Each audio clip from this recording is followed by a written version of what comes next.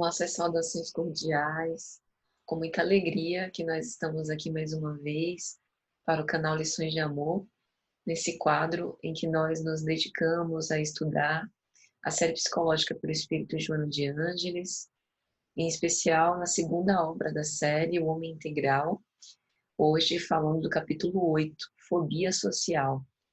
Então, eu sou Patrícia Lins, nós já estamos aqui com o nosso querido amigo Robson Cunha. Tudo bem, Robson? Tudo bem, Patrícia? Olá a todos, sempre bom estar aqui para reflexionar um pouquinho sobre as nossas coisas, né?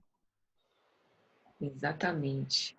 Então, gente, como a gente sempre diz, nosso propósito aqui não é fazer um curso teórico de formação sobre psicologia ou psicanálise, nem terapia de grupo, mas suscitar-nos a todos para essas reflexões em torno do Evangelho, tendo por base a obra da nossa veneranda instrutora Joana de Ângeles. Para quem quiser acompanhar, o link para acessar a obra se encontra na descrição desse vídeo, então fiquem à vontade para enviar considerações, questões, comentários que vocês julgarem pertinentes, sempre evitando detalhes da vida pessoal ou de outrem, que nós sempre abordaremos no início de cada vídeo. Tem as redes sociais do canal Lições de Amor e o próprio e-mail que estão no link da descrição desse vídeo, então fiquem super à vontade. Para começar, então, nós vamos fazer a nossa prece inicial. Você poderia, Robson, por favor?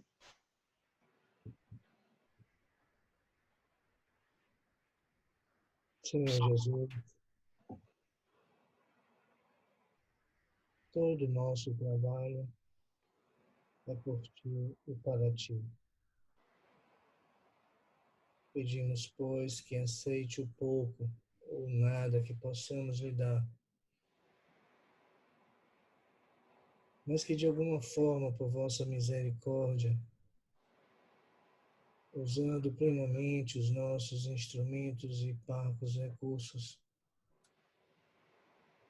apelamos à misericórdia divina para que possamos ser compensados, iluminados e guiados, para que as nossas palavras encontrem consonância em tudo aquilo que deseja, Senhor Jesus. Obrigado pela graça de ter os recursos necessários a lhe servir.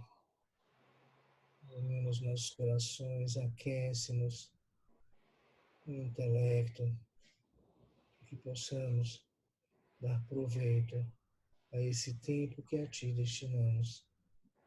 Dá-nos a vossa paz. Que assim seja. Que assim seja. Então, meus amigos, nós estamos já no segundo capítulo dessa segunda parte, que fala sobre estranhos rumos, seguros roteiros. É interessante, Joana, trazer fobia social, né, como um dos capítulos dessa parte, como se ela quisesse dizer que muitas vezes nós optamos por deveríamos, na verdade, aqueles seguros roteiros já conhecidos, à luz do Evangelho, mas, por vezes, outros fatores estão envolvidos, não apenas a nossa escolha deliberada, para trilhar por esses caminhos tortuosos. A fobia social, ou transtorno de ansiedade social, ela é conhecida quando alguém passa a ter um medo exacerbado, paralisante, de se expor a uma situação onde ela é vista por todos, né? Ela é colocada como o centro das atenções. A gente já estudou no capítulo de ansiedade manifestações perniciosas, por assim dizer, do medo, que é uma emoção natural, mas que em doses extremadas pode nos levar ao desenvolvimento de transtornos muito sérios, né? E a fobia social, como Joana nos traz, ela tem um sintoma muito característico, né? Como se a pessoa tivesse expectativa de medo de ter medo, como se ela se sentisse incapacitada para lidar com essas situações e, por isso, se paralisasse. Na própria psiquiatria, a gente tem que o que a pessoa sente no momento da crise, digamos assim, da fobia social, assemelha muito ao que a gente conhece sobre crise do pânico, que é aquele temor excessivo, né? Da opinião dos outros, do escrutínio dos outros, o que os outros vão achar ou julgar. E Joana chega alguns desses sintomas, né? Quando ela fala sobre a sudorese intensa, sobre a taquicardia, a vontade de fugir desesperadamente, ou seja, é como se a pessoa tivesse aquela profunda angústia do momento de iminência da morte, ou que fosse acontecer algo muito desastroso. Então, qual o resultado, assim, desse tipo de experiência? Isso, muitas vezes, nos faz afastar das interações, sobretudo daquelas pessoas que nos são desconhecidas, o que é um pouco diferente, por exemplo, da timidez e da inibição, porque a timidez é característica, né, da personalidade, de algumas personalidades, que tem um certo receio de se expor, mas no fundo, o tímido tem muita vontade de interagir socialmente, mas por alguma razão se sente um pouco incapaz para isso. Ou diferente, por exemplo, da introversão, que é uma forma de se comportar em que a pessoa, mesmo se sentindo bem ou tendo condições de interagir socialmente, prefere não fazer porque gosta mais da solidão, desses momentos de ficar sozinhos. Então, a fobia social é muito mais inflamada do que isso e diferente desses traços de comportamento. E por conta desse medo de estar sob o centro das atenções, a pessoa começa a não querer sair na rua, a não querer comparecer a palestras, quando assim for preciso para o seu exercício profissional, né? Quando ela não vai mais para as aulas, falando de estudantes, principalmente adolescentes, para não ter que sentir o que sente.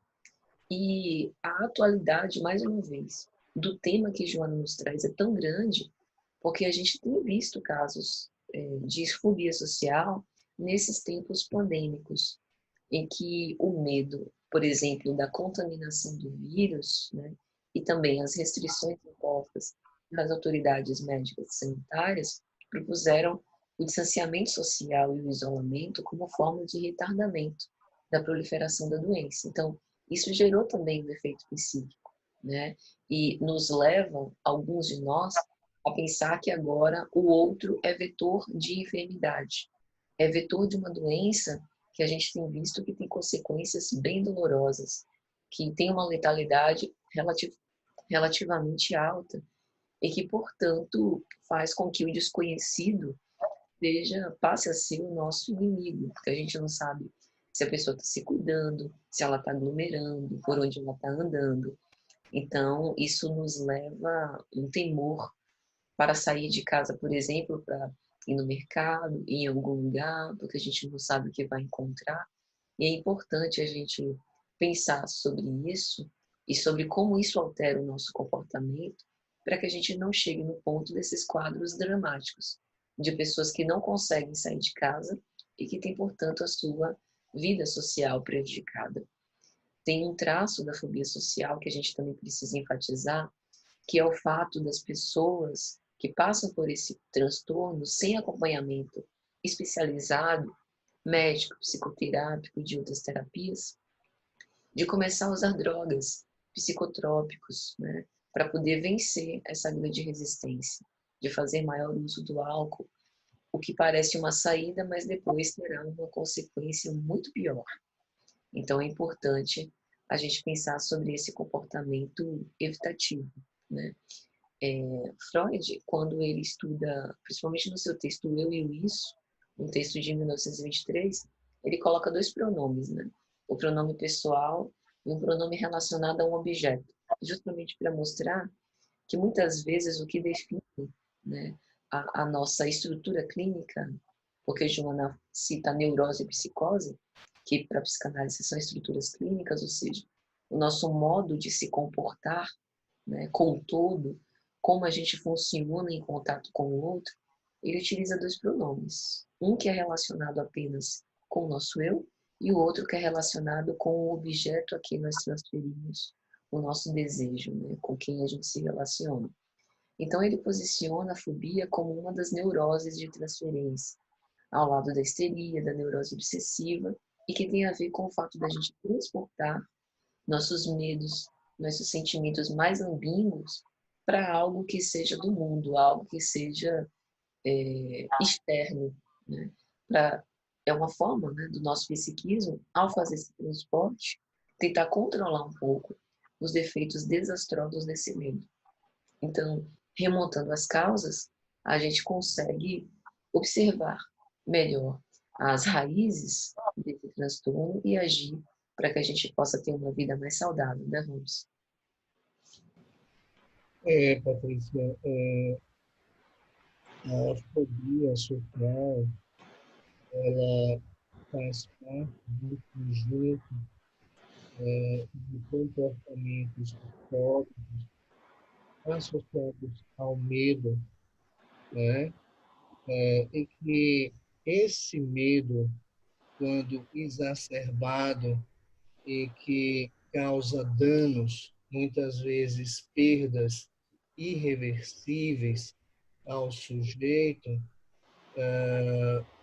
ele atinge, junto com outras características e configurações muito próprias, o caráter fóbico, o caráter. Então, ela associa a fobia social a um caráter tímido de um indivíduo na medida em que ele desiste de reagir, né? Nós sabemos, e isso não contradiz o que Joana fala, que essa capacidade de reação, ela é psíquica e, ao mesmo tempo, neurohormonal. É psíquica naquilo que tange a motivação e ela é neurohormonal na medida em que essa motivação estimula o cérebro a comandar suas glândulas na produção dos hormônios da vida, aqueles que nos animam, aqueles que animam os nossos comportamentos, né? E isso vai por transmissões, por isso, né? Por transmissões sinápticas, por isso neurohormonais. E também associada às sinapses elétricas que colocam o corpo em movimento a partir de um comando do cérebro e que ele só vai comandar a partir de um motivo. E muitas vezes no fóbico, o motivo não é alcançado. E não é por falta de vontade, é por todo esse conjunto, né? A Joana também, ela traz ela traz um ponto a respeito da fragilidade na área da personalidade. Não descartamos a possibilidade, e existem casos clínicos, em que uma pessoa extrovertida, expansiva, agradável, com esse construto de personalidade, né, encantador, vamos dizer assim, no seu conjunto, mas entra numa faculdade e quando o professor convoca para um trabalho em grupo, a fobia tem aquela convocação como gatilho, né? E esse sujeito chega ao ponto de pedir licença, como quem vai, né, a um banheiro por uma casa, ou fazer alguma coisa, atender um telefone lá fora, não volta mais, né? E aí a gente entende como incompreensível esse comportamento, inexplicável e injustificável. Vamos entender e deixar claro que a fobia, qualquer delas, é curável, né? Tem razões espirituais profundas, né? De experiências, como a própria Joana diz,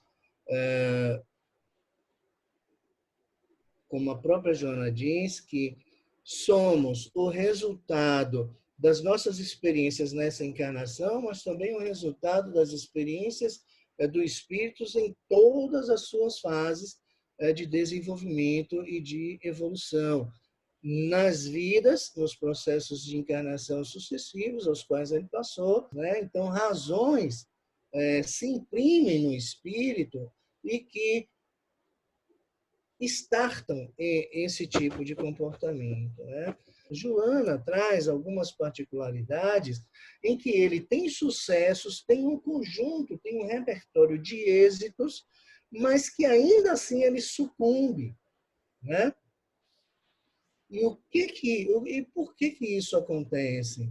Porque esse repertório não é enxergado pelo fóbico. Ele catastrofiza as situações de tal forma que o cérebro considera verdade e produz uma resposta fisiológica e metabólica a partir dessa verdade construída, ainda que quem está de fora perceba como uma falsa verdade, como uma verdade equivocada, né? Lamentavelmente, muitas pessoas, de uma forma ou decorrente de uma incompreensão, adota comportamentos inadequados junto ao fóbico. A fobia social, ela não é do dia para a noite, muitas vezes. O gatilho causa um comportamento no dia seguinte, ou no mesmo instante, e faz um marco entre o antes e o depois muito nítido, muito claro. Mas não significa que a fobia ela arregimentou todas as causas naquele momento. Isso já vem adormecido no indivíduo por diversas razões e sendo alimentado por outras tantas contingências, outros tantos contextos, está associado ao tipo de leitura que o sujeito faz da realidade, mas o que importa é que tem tratamento e tem cura. É isso que está acontecendo. Exato. E talvez o mais importante, né, de tudo isso seja buscar, ao lado da psicogênese, né, dessa ansiedade ou fobia social, e também as terapêuticas, para que as terapêuticas eficazes, conforme o que Joana de Angelis nos traz, para enfrentar, né, toda essa situação. Joana posiciona as raízes da fobia social, da insegurança e fragilidade emocional. Então, tem algumas situações contemporâneas que também colaboram, ou pelo menos induzem a isso, né, esse desenvolvimento.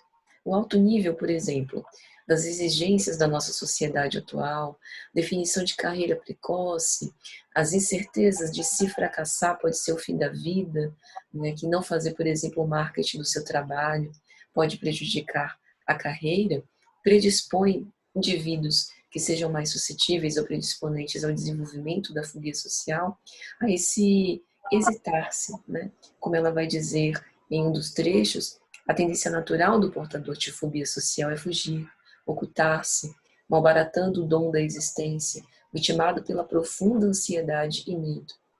Ao lado de tudo isso, a desistência de reagir, né, perante todas essas manifestações dolorosas, perniciosas, né, a perda no sentido externo de liberdade. Joana utiliza uma expressão que é perfeita para definir, né, para sintetizar, por assim dizer, a fobia social, que é um encarceramento como uma prisão sem paredes. É interessante ela utilizar essa expressão de prisão sem paredes. No seu texto de 1915, O Inconsciente, Freud vai falar que esse aumento da tensão que gera desprazer e, portanto, angústia, é como se fosse uma muralha protetora em torno de uma ideia substitutiva que deve ser deslocada sempre um pouco mais para o exterior, que é um mecanismo que quem tem uma fobia utiliza para tentar isolar o seu medo e viver com menos mal-estar, né? E ele vai dizer que a totalidade dessa construção psíquica de deslocar ou isolar o seu medo e ao mesmo tempo se isolar da convivência, né, desse laço social que se mostra, que se forma, a isso ele denomina fobia, que está presente nas evitações, nas renúncias, nas proibições que se apresentam no desenvolvimento desse transtorno. Então, é como uma defesa contra um afeto insuportável, né? Seja ele real ou imaginário. Para o espírito reencarnado, ou seja, para aquele que está vivendo, padecendo desse transtorno, é real, porque ele consegue sentir todas as repercussões, inclusive físicas, disso. E aí Joana traça um perfil sobre o que está por trás, né, de tudo isso, a profunda insatisfação, a melancolia perante acontecimentos que têm gravidade, mas que provavelmente não seriam responsáveis por desestruturar, por destrambelhar psiquicamente o sujeito, uma profunda ansiedade, desconfiança sistemática. Então, quando a gente fala no período de pandemia, é também por esse motivo, né? As precauções, elas são utilizadas para que a gente possa manter as condições mínimas, né, exigidas pelos médicos sanitaristas para poder se preservar. Mas isso não deveria evitar que a gente, dentro das condições adequadas, continuasse a fazer algum tipo de atividade, a profunda insegurança e até tentativas de autodestruição, que talvez seria o ponto culminante desse transtorno. Então, é interessante esse pensamento, porque a gente poderia supor que quem passa pela fobia social são os marginalizados, as pessoas que não têm sucesso, aquelas pessoas que não têm o espaço, que não têm destaque, que não têm as oportunidades para serem felizes. Mas não raro, elas colecionam sucessos na sua vida financeira, na sua vida social e familiar, mas por algum motivo não conseguem usufruir de tudo isso. E falando um pouco desse cenário contemporâneo, isso acaba levando a um relacionamento social sem profundidade afetiva e emocional, né? A competitividade, por exemplo, estimulada na nossa sociedade, em que vê o outro como um potencial usurpador ou possível inimigo, também colabora, né, para essa indução ao desenvolvimento desse transtorno. Uma profunda desconfiança, suspeição, que nos leva, aos poucos, a desenvolver uma conduta artificial, a tornar, né, compor o nosso temperamento mais instável, seja emocionalmente, afetivamente, financeiramente e até fragilizando o nosso corpo. E acaba nos levando, né, a esse isolamento ou um comportamento, como Joana diz, aselvajado, em que a gente se torna um reacionário implosivo. Então não são aquelas reações para fora de aniquilamento do outro, mas como se fosse um aniquilamento de si mesmo, ou um comportamento indiferente. E quando ela traz o fenômeno obsessivo, é muito importante, né, essa visão da psicologia espírita, porque aqui a gente já não mais trabalha com um indivíduo tomando como olhar apenas a vida presente. A gente consegue ver, para além dos olhos físicos, outras circunstâncias que podem piorar o quadro. Na obra Transtornos Psiquiátricos e Obsessivos, pelo espírito Manuel Filomeno de Miranda, psicografia de Divaldo Franco, ele vai utilizar uma expressão que é o plug e a tomada. Então ele vai dizer, muitas vezes nós carregamos, nós temos ainda fragilidades morais. E, ao lado disso, também colecionamos desafetos de outrora.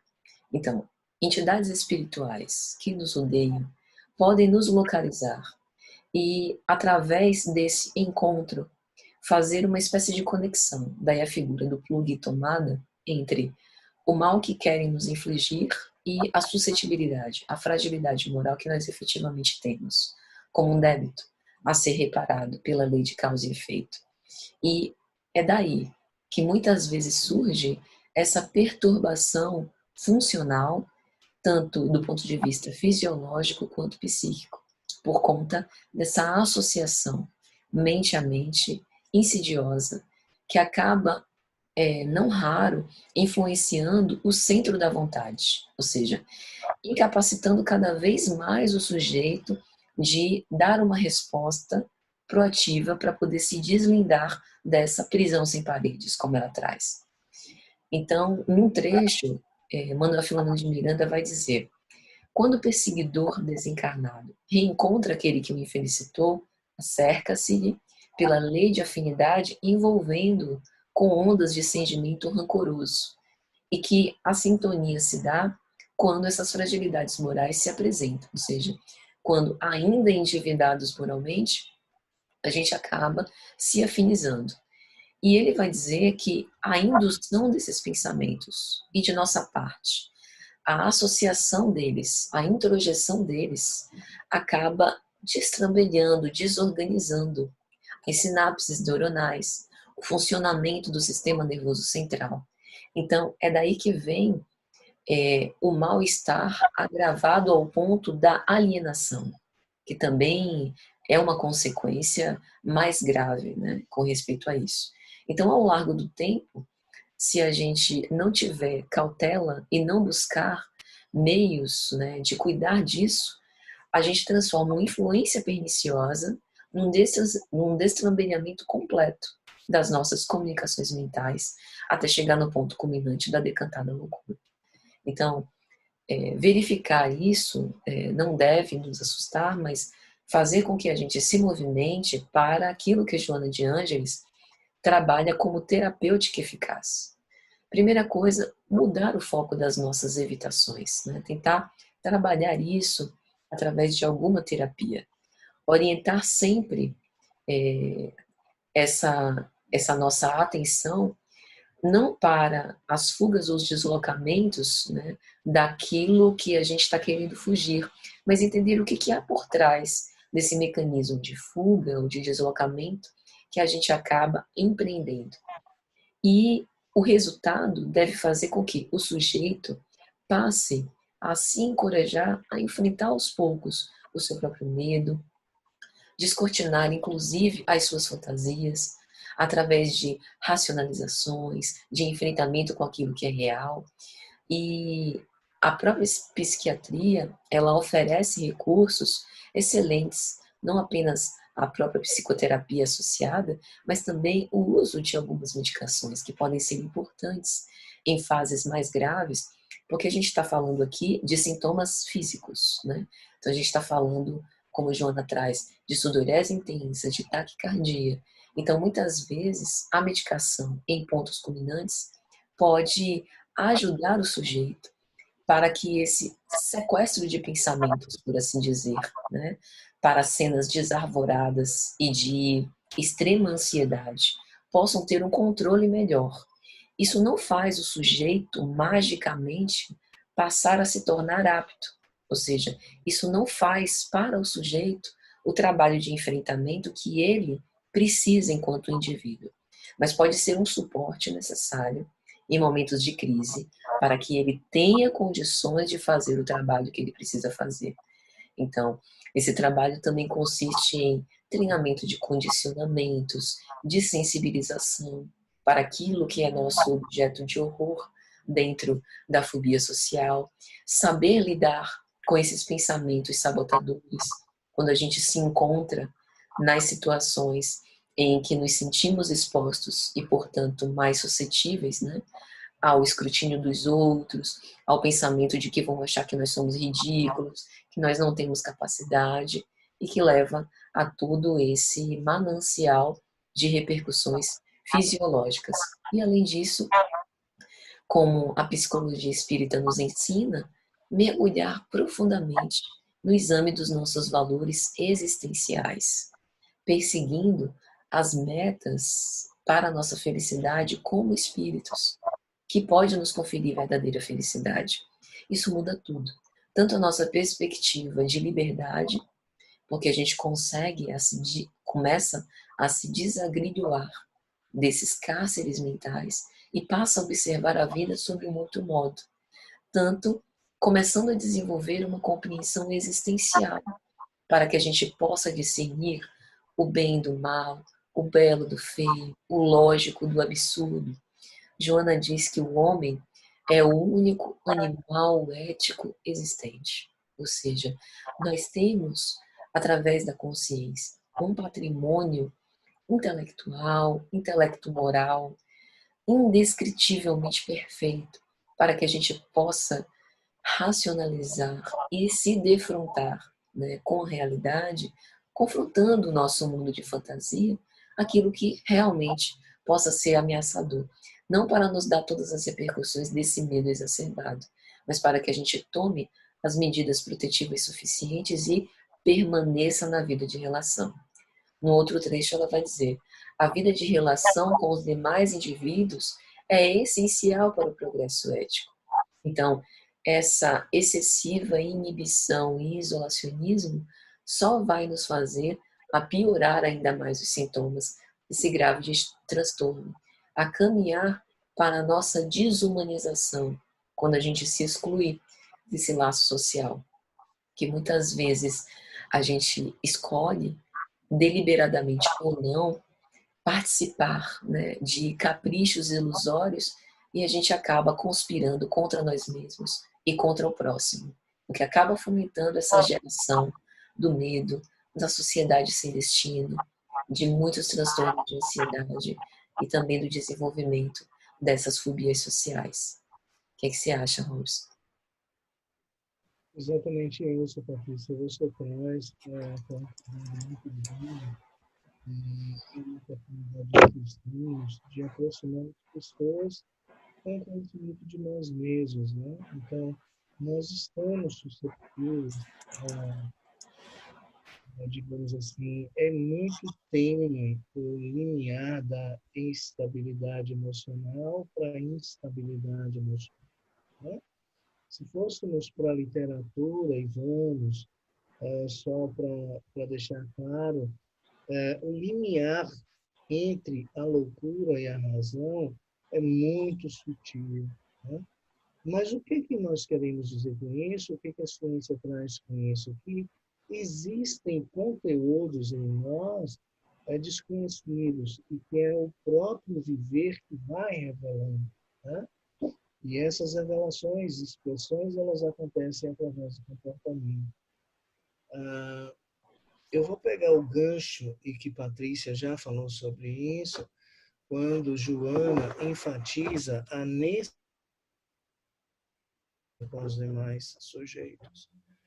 Essas razões, quando Joana nos traz a figura dessa necessidade como o relacionamento social como determinante para o progresso ético, nós estamos falando aqui do progresso moral, do progresso intelectual, do progresso psicológico, amadurecimento psicológico, sair de um psicológico infantil, como a própria Joana traz exatamente nesse termo, e de um progresso espiritual, o conjunto desses progressos nas diversas dimensões humanas e espirituais, é o que nós chamamos de evolução espiritual, evolução moral, né? A própria questão, o próprio livro dos Espíritos, os Espíritos trazem, por uma demanda de Kardec, com relação à necessidade do relacionamento com o outro, né? Do viver com, do conviver. A questão 877 explica muito bem as razões espirituais dessa necessidade de conviver. Então, é da natureza humana viver com, é da natureza humana conviver, é da natureza humana o relacionamento entre os seres, para que haja uma troca, e essa troca é um fator, é um elemento de crescimento, de transformação, de desenvolvimento. Então, é da natureza humana, nós somos impulsionados ao outro.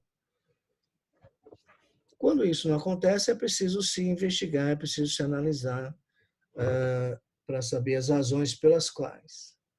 E a gente vai olhando para a magnitude do dano daquele comportamento que contraria o natural, que contraria a tendência, que contraria a natureza humana.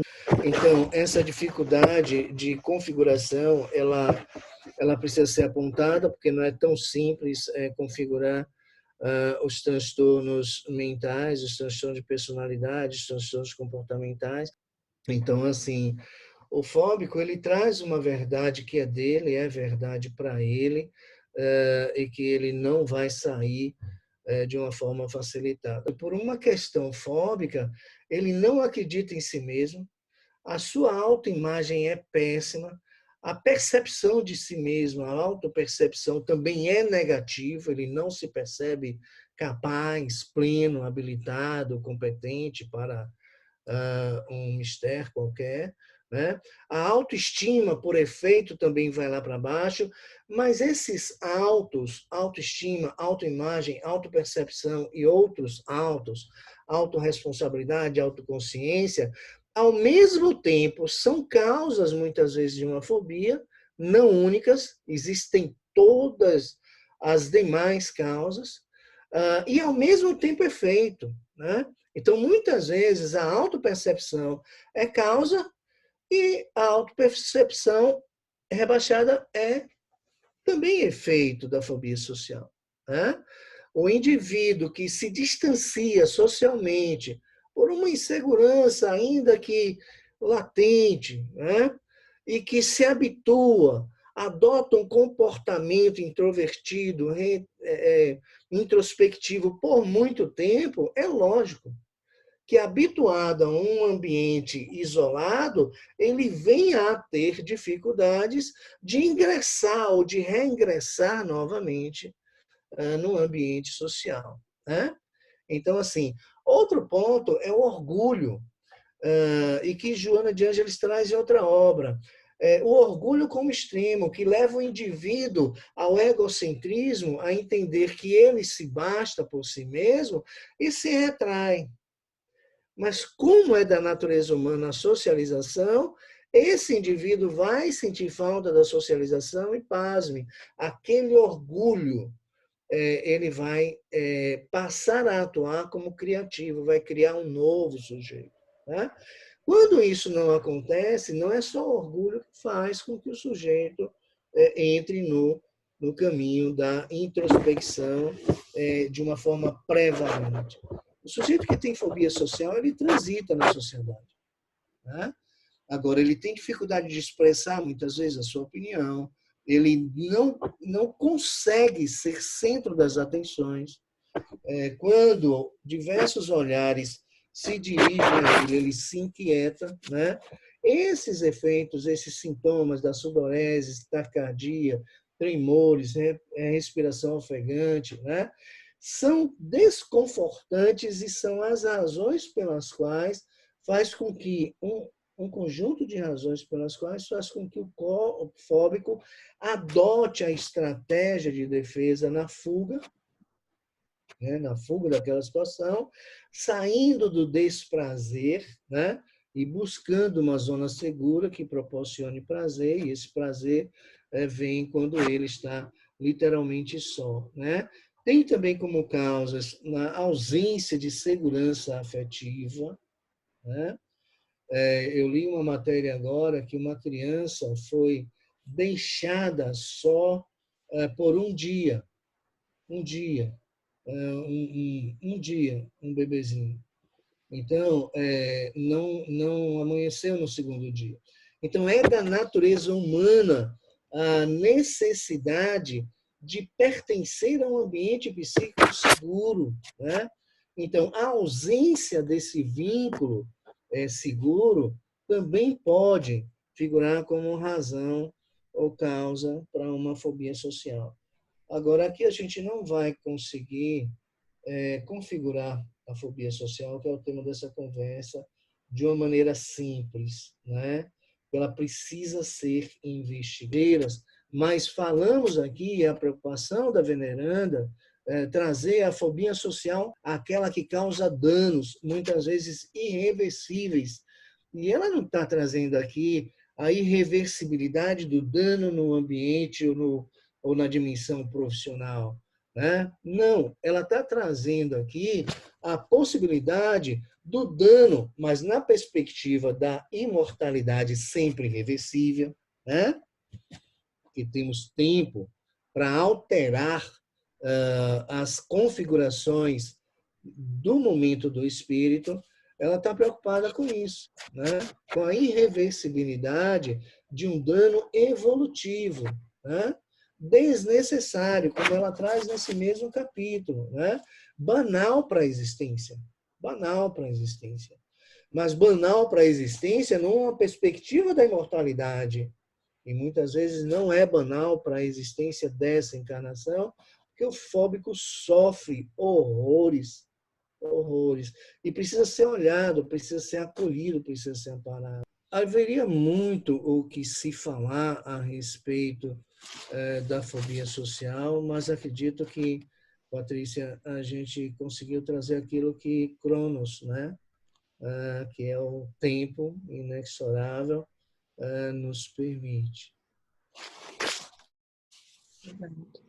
E que de tudo isso, gente, fique sempre a lembrança de que a psicologia espírita nos favorece esse entendimento que os recursos internos que nós já possuímos e que também estão em germe para o nosso desenvolvimento é o que pode nos fazer enfrentar as situações que nós já achamos aterrorizadoras que nos atemorizam com coragem. João utiliza a expressão mecanismo da fuga da luta sem quartel, como se isso fosse uma alternativa saudável, mas acaba nos encaminhando, né, para um panorama patológico. Então, que a gente não poupe esforços, mesmo que a gente julgue que seja muito pequeno, que não vai dar em nada, para vencer um pouco mais a nós mesmos e a esses receios, né? Tendo assim, portanto, a construção pelas nossas próprias mãos de uma vida mais feliz. Então, queremos agradecer penhoradamente a todos que estiveram aqui conosco, convidando desde já para o nosso próximo encontro e vamos orar para agradecer. Senhor Jesus, Mestre Divino, nós te agradecemos por essa preciosa oportunidade de reflexionar sobre os seus ensinamentos, sobre tudo aquilo que nos ensinastes, para que nós tenhamos uma vida mais plena, uma vida verdadeira. Encoraja-nos, dai-nos força para os enfrentamentos necessários, para vencer os nossos medos, os nossos anseios, para que possamos nos encontrar com sinceridade, com coragem moral, para que construamos a felicidade em derredor dos nossos passos pelo nosso próprio esforço. Vem ter conosco pela necessidade que ainda temos do vosso auxílio muito grande. Permanece nos nossos corações em paz e entendimento. Que assim seja. Até a próxima, gente.